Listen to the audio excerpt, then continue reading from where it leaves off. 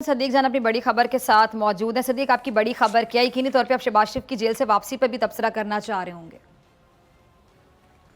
जी मैं बिल्कुल, शहबाज शरीफ साहब एक तो जेल से आ गए हैं और दूसरा यह है कि नवाज शरीफ की असासे और जायदादों को फ़रोख्त करने का एहतसाब अदालत के जज सैयद असगर अली साहब ने आज जो तहरीरी हुक्मनामा जारी किया, उसके कुछ इंपॉर्टेंट पॉइंट्स नाजरीन के सामने रखूंगा। लेकिन शहबाज शरीफ साहब जो आज वापस आए जेल से, हैरान कुन तौर पर ना तो मुस्लिम लीग नून के कारकुनान ने उनका इस्तकबाल किया और ना ही मरियम साहबा खुद अपने चचा को वहाँ से जेल से लेने गई। मरियम औरंगज़ेब साहबा गई, कुछ और लोग गए, लेकिन मरियम नवाज साहबा अपने चचा को वहाँ से लेने नहीं गई। और उसके बाद जो तस्वीरें आई हैं, तस्वीरें चीख चीख कर बता रही हैं कि चचा और भतीजी के दरमियान क्या चल रहा है। और ये देखें कि हमने कल भी प्रोग्राम में बात की थी कि शहबाज शरीफ की रिहाई के बाद नून लीग की सियासत पर बहुत असरात पड़ेंगे और शहबाज शरीफ ग्रुप एक्टिव हो चुका है। आप अंदाज़ा लगाएं कि होना तो ये चाहिए था कि मरियम आज खुद जाती, कारकुनान को लेकर जाती। अब वो कह रहे हैं जी कोविड की वजह से हम कारकुनान को नहीं लेकर गए। जिस दिन मरियम साहबा नैब के दफ्तर पेश होने के लिए गई थी, उस दिन भी कोविड था। उसके बावजूद वो ना सिर्फ अपने कारकुनान को साथ लेकर गई, बल्कि पीडीएम की जमातों के तमाम पीडीएम की जमातों के कारकुनान को साथ लेकर जा रही थी। मौलाना फजल रहमान के मदारिस के बच्चों को साथ लेकर जा रही थी। उसके लिए उन्होंने तमाम पार्टी से राब्ते किए।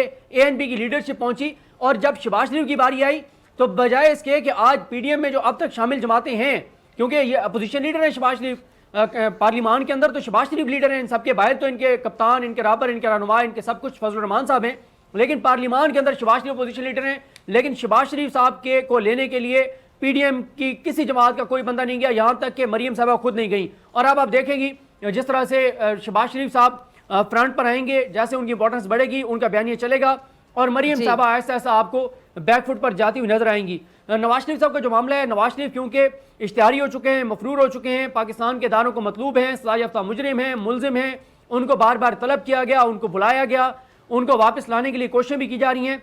तो उनको जब जो उनकी जायदादें थी जो अटैच की गई थी इस तोशाखाना रेफरेंस में, आज जज असगर अली साहब ने यह हुक्म जारी कर दिया है कि उनके वो तमाम असासे और जायदादें जो इस केस में अटैच हैं, उन तमाम को फरोख्त कर दिया जाए। उनके जो अकाउंट्स हैं 5-6 बैंकों में, उनके अंदर कहा गया है कि जितने पैसे हैं वो तमाम पैसे भी कौमी खजाने में जो है वो मुंतकिल कर दिए जाएं।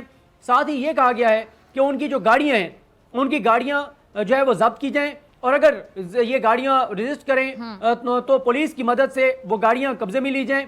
और इंटरेस्टिंग बात यह है कि मैं जो तफसीलात पढ़ रहा था उसमें नवाज शरीफ साहब के 2 ट्रैक्टर भी हैं, जो उन 2 ट्रैक्टरों को भी जब्त करना है और उनको भी बेच के और कौमी खजाने में पैसा जो है वो जमा कराना है।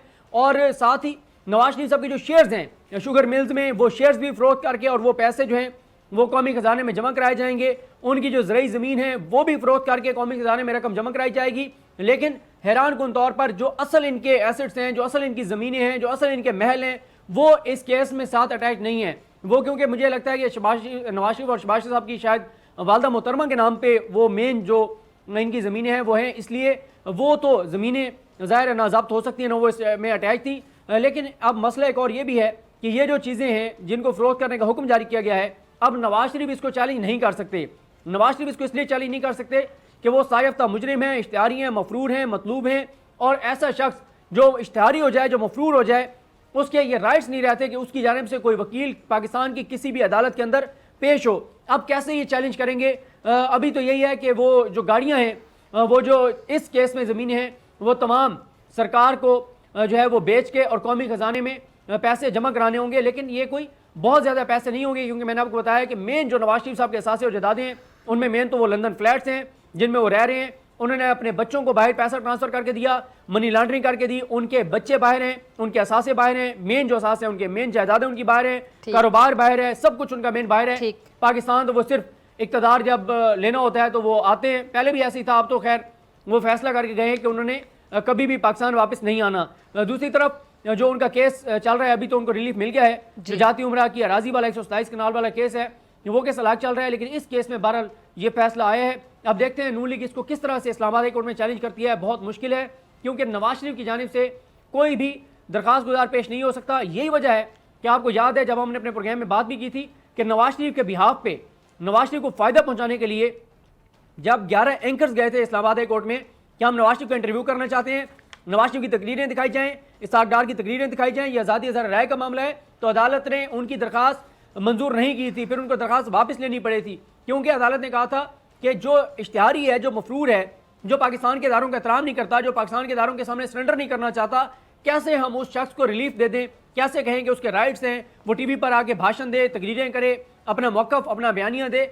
उसको इजाज़त नहीं दी जा सकती। और फिर उन अदालतों से वो रिलीफ लेना चाहता है इनडायरेक्टली, जिन अदालतों से वो भागा हुआ है, जिन अदालतों ने उसको 6-8 हफ्ते की जमानत दी, और अब वही अदालतें उनको बुला रही हैं और वो उन अदालतों का सामना करने को तैयार नहीं है। और नून लीग में आजकल एक और तकसीम हो गई है, वो है जो करारदाद हुकूमत लेकर आई है कौमी असम्बली में फ्रांस के सफीर के मामले पर, इसमें भी नून लीग डिवाइड है।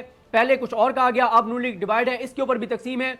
तो बहरहाल शहबाज शरीफ के बाहर आने से पीडीएम का मुस्तकबिल भी जो है वो कोई बिल्कुल ही तारीख हो गया है, जो कोई चांसेस थे वो भी खत्म हो गए हैं। और नून लीग में भी वक्त भी प्रोग्राम का खत्म हो गया है। सदीक जान, बहुत शुक्रिया आपकी बड़ी खबर के लिए, तज्जिए के लिए।